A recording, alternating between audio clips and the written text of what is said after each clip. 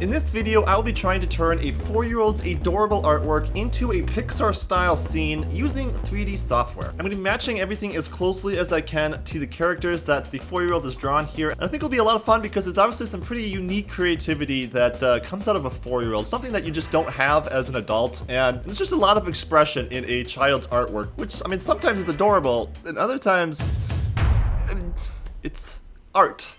But we'll see what I can do. I'm going to be rendering it all in Blender and using Eevee for a real-time experience, because for this video I've partnered with Acer Concept D to try out some of their new smart visualization technology being demoed here on the Concept D7 laptop. Using an advanced stereoscopic 3D display and camera sensory technology, this offers artists and creators like myself a completely immersive 3D experience. And the coolest part is that it's already seamlessly integrated into Blender. Using the Spatial Labs Model Viewer add-on, with just one click, your models will be immediately exported and opened into the 3D Model Viewer for a smooth user experience to explore your model in real 3D. This works great when paired with a second display where you can work in 2D on one screen and view your changes instantly in stereoscopic 3D on the Concept D notebook here. This essentially offers a window right into your 3D space, making your models jump out of the screen and allowing you to view them as if it was a physical object in front of you. So as you can see, I'm probably gonna have a ton of fun with this new tech in this video, as I'll be using it throughout to preview my models and see how they're looking like in actual 3D space. Who needs a 3D printer when the model is literally just jumping out of its screen as you model it? So it's pretty cool. I'll also see what my 4-year-old niece thinks of this new technology along with the finished scene at the end of the video, so stay tuned for that. But without further ado, let's just get started with the scene.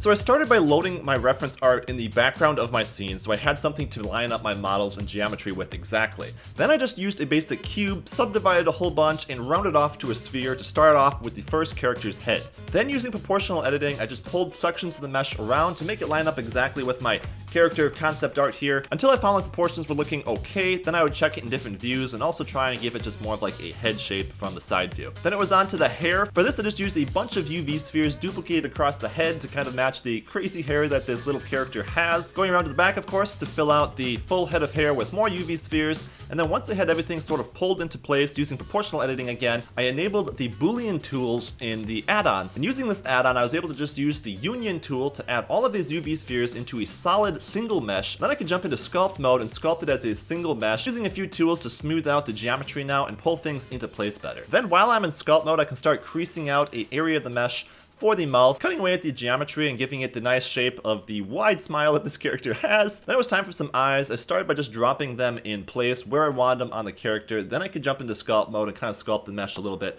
around those eyes later, as well as a simple little shape for the cute little nose on this character. I also right away just dropped in some base material so I could kind of see how the mesh was looking being rendered in Eevee, because it's really fun to work in real-time rendering and everything just looks better, so why not? With the scene, I didn't want to go like too realistic and lose the cute simplicity of the 4-year-old's art. I wanted to make sure that I paid homage to the simplicity in the scene, as well as making it look like a very nicely rendered, pretty looking scene. For the materials, I just added a little bit of subsurface scattering to the skin colors for a nice soft, smooth, cartoonish material. Then I was onto the body, just using some basic shapes stretched out to kind of fit the shape and movement of the character, as I wanted to make it look like he was running a few feet above the grass because it's funny and cute. Then moving on to modeling the hands. This was a little challenging because I had just these circles to work with as hands, and I wanted to fill it out with like actual fingers, but I also wanted to fit the mesh exactly. So I modeled the fingers as closely as I can to fit inside of that shape that I had to work with, while also making it look like individual fingers and not just like a mitten. Then it was on to these shoes. We needed some cool Converse shoes for our character, so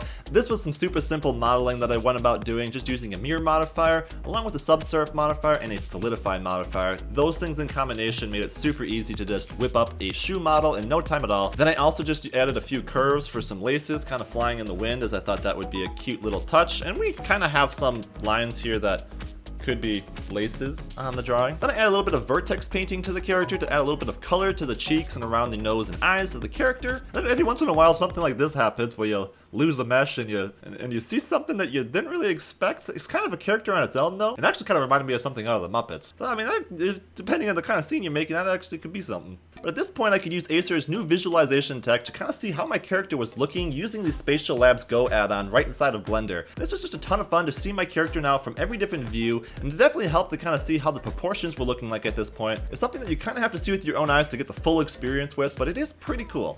Then it was on to the second character in my scene, and this is actually the 4-year-old self-portrait of herself, which is adorable, and her hair is definitely not that long, but hey, we'll have some fun with it anyways. So for the basic mesh, this was similar to the other one, actually just a little bit more challenging as I had sort of an oval shape to fit out in the concept art, but we managed with something that didn't look too creepy. Then it was onto the hair for the character, and I didn't want to do, again, realistic hair rendering because that wasn't going to fit the style of the cartoon-like scene. So what I used is the method of using curves for the hair. And the way you do this in Blender is really simple. You start by just creating a basic curve shape using a Bezier curve in Blender, and you can shape this then however you want. I'm going to go for sort of a triangle-like shape here in this scene. Then you just add in a second curve, and then under the bevel of that new curve you can just choose an object and choose the Bezier circle that you already modeled. This will give your new curve the shape of that original curve that you just created, giving yourself some geometry to work with that in this case is going to be hair. And now it's really fun to play around with this because now that you have that model on a curve, you can just extrude it and create more of it. So this gives you a lot of freedom while modeling the hair with curves and also fit the cartoon style I was going with exactly.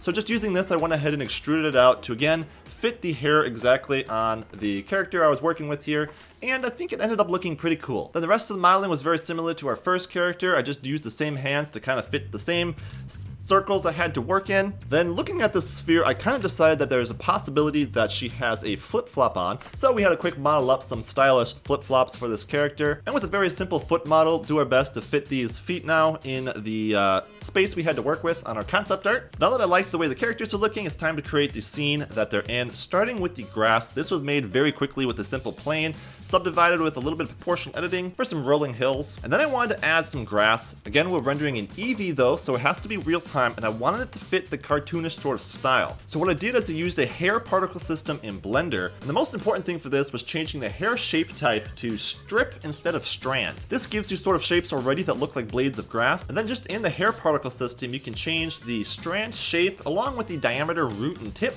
to give it more of the shape of a blade of grass. The real trick comes in then when you enable children and create sort of these bushes of grass by changing the clump and shape settings in the hair children particle settings. Then to render this sort of anime style cartoonish looking grass, it was pretty simple, just using some UV coordinates plugged into a Musgrave texture to give the grass a variation in color. This was also tweaked with the brightness and contrast node and a color ramp used as a factor then into a mixed node to mix two different shades of green together. So we have some lighter patches and darker patches of grass. I also used a second texture then at a much smaller scale to add in just a little bit of patches of much darker grass. And it's all plugged into an emission shader to give it a 2.5D sort of style rendering, but the real secret sauce then comes in when we use the shader to Rgb node. And for this I'm just using a basic diffuse texture with a normal node plugged into the normal output, and then it's connected straight to that shader to Rgb node with the color ramp crushed very tightly, and then it's used as the factor to mix in a much darker version of the grass that we created just using a hue and saturation node. And that's really all there is to it. It's plugged into the color then of our emission shader right into the surface, and it gives us a really cool sort of anime grass looking render. I also whipped up some super simple flower models, didn't even put a texture on them, for a simple particle system as well on the grass to give a little bit more variation. Then I wanted to add something to give the scene a bit more depth that would look really cool in 3D, especially when we're viewing it in the Spatial Labs experience on the 3D display. So I thought butterflies might fit a scene like this well,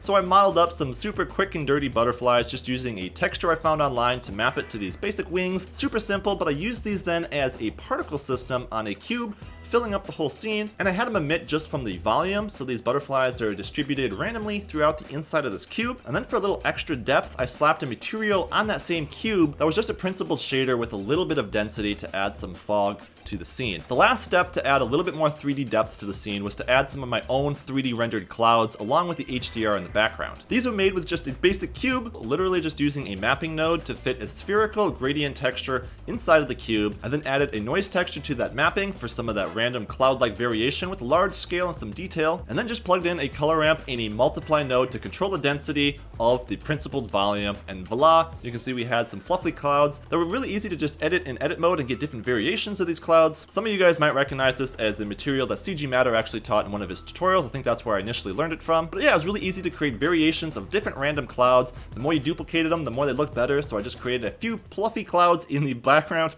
Fluffy. And then for the final rendering touches in Eevee, I always enable ambient occlusion along with some bloom for the scene, as we do have a sun in the background here.